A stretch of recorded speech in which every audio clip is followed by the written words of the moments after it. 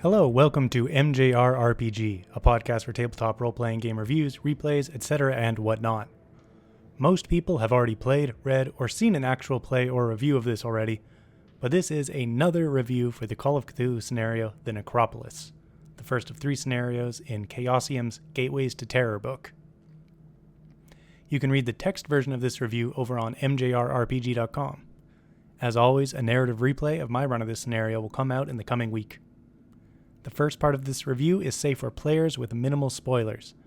Midway through, it'll become more in-depth for keepers, so players will be shooed off. In short, I highly recommend this scenario to introduce any beginner groups to Call of Cthulhu 7e, or to fill a short time block with some quick excitement for any other group. The Necropolis is the first scenario in the Gateways to Terror scenario book for Chaosium's Call of Cthulhu 7th edition. The scenario takes up about 20 pages, including handouts, artwork, and pre-gen character sheets, with the actual scenario text covering about 13 pages. As with the other 2 scenarios in the book, it is a tight introductory scenario aimed at new keepers and players, providing ample advice for the keeper and detailed notes of its single location and the events therein. It is designed to be runnable in a single hour, with handy suggestions for keeper timing, though my group took about an hour and a half to get through it at a more leisurely pace. One of our players was completely new to TTRPGs in general, and the other 2 only had a couple sessions of 7e under their belt, and I myself was fairly new to GMing Call of Cthulhu at the time, so we took our time to get comfortable, though once things took off I tried to keep things barreling along at a good clip. It includes a couple simple text handouts and a very nice map, with both player and keeper versions. I like in particular how the small details on the map are almost all referenced in the scenario text, letting the players point out whatever little object they want to interact with. There are also 4 pre-gen characters with neat role-playing traits and hooks, as well as advice on how to build player characters that fit with the setting if there are more than 4 players, or if your group decides not to use the pre-gens. Without giving too much away, I'll say that Necropolis was a blast. It has just about everything a good COC scenario should have packed in, giving a sample taste of almost all 7e's mechanics.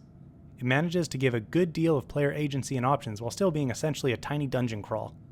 The only aspect missing is NPC interaction, despite being a core aspect of the game, but it can be introduced easily enough by including any unused pre-gen characters as NPCs or inserting one. All around, it is an impressive way to give a vertical slice of COC 7e in a tight time frame, and my group and I had a blast with it. The next section is for keepers only. Players, please do go away.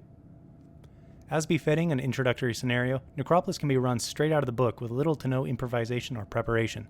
Pre-reading at least once is of course recommended, but in a crunch you can get by with a quick skim as the players read over their character sheets. Before I give a short walkthrough of the scenario, one suggestion I have is to throw an NPC in, so the players can get some use out of their social skills and for you to use as needed. When I ran the game I had 3 players, so I included the remaining pre-gen, the ex-soldier, as an NPC. The scenario includes suggestions on how to make more PCs that would fit into the scenario, but they would make for useful NPCs as well. If I ran the game for 4 players, I would include as an NPC one of the laborers who knew a little bit about the tomb's background, so they could be interrogated for some extra information. The group begins cut off in an Egyptian tomb and have to start exploring for a way out before it collapses around them or they run out of air. Unknown to the party, their local laborers intentionally trap them in the tomb as a sacrifice to the beast that lives within. If using the NPC laborer I suggested above, he could be a relatively new worker, not fully ingrained into the cult, and was discarded due to having second thoughts. He doesn't know the truth about the tomb, only that the cult sends foreigners into it, never to return. The group could notice him sweating profusely, or praying, or being generally a panicky wreck, and some social skill could be used to get him to reveal what little he does know. The scenario gives advice on how to give a sense of urgency, crumbling walls, thinning air, etc. My group was fairly calm and didn't try digging out or busting down the walls, so an NPC could be used to show that off. Maybe the laborer desperately claws at the crumbled exit, bringing down rubble and threatening a further cave-in until the PCs calm him down or drag him away.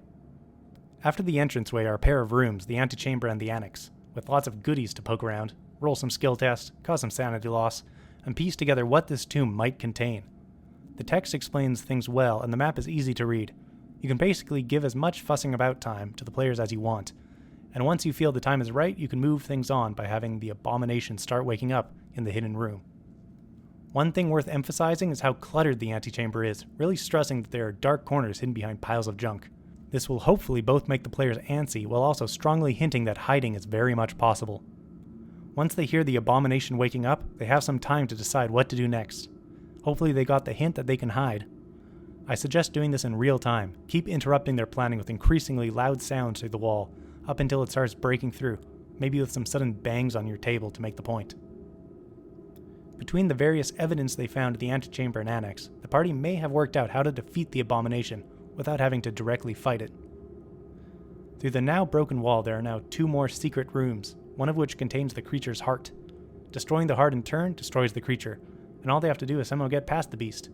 Assuming your grip figured this out. Mine did not. Luckily, the scenario is in no way railroaded, with only one way to win. There are plenty of suggestions for how the conflict and conclusion can play out, ranging from a complete TPK to the party escaping and in turn freeing the beast. Along with the evidence and hints that could help the party defeat the abomination, they also found some dynamite. Players being players, they will find a way to use that dynamite. In my run, the NPC ex-soldier was torn apart by the beast, giving 2 of the PCs time to sneak past into the secret rooms, but they didn't have time to find the heart. The last PC, the dilettante, tried to sneak, failed horribly, and as the beast turned from its meal, the dynamite came out. A failed luck roll resulted in the dilettante setting off the dynamite immediately, collapsing the tunnel. A few dodge and luck rolls later, the dust settled with the beast and the dilettante blown to smithereens, and the other 2 PCs safe and sound in the abomination sarcophagus and under an overturned canoe. Unfortunately, they were still trapped beneath dozens of tons of rubble and unable to escape their new coffins, asphyxiated. Defeating the beast with a TPK is a reasonable success for a one-shot though, eh?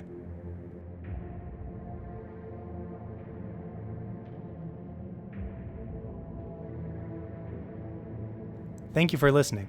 If you want to hear the full story of my run of the game, I will soon have a narrative replay episode of this scenario, as well as a written version if my voice upsets you.